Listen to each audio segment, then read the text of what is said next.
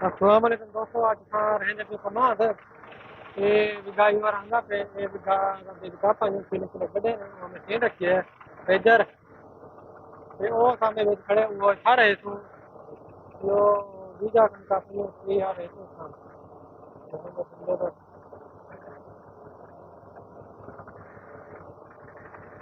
यार दोस्तों चैनल को सब्सक्राइब करो ते ऐसा खाद बहुत महंगी है, हुकूमत कुछ नहीं देती है गरीब आवाम को पालिका सही है। डीएपी हेल मेरे ख्याल 15,000 की फीस है, यूरिया थी 52 53 55 थोड़ी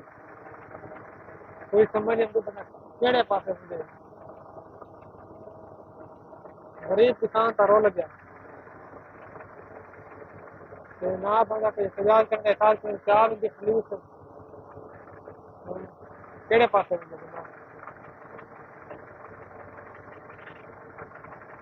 तो देख देते यूएस से रहने तू कणक के बाद ये कणक वाली जमीन है तैयार की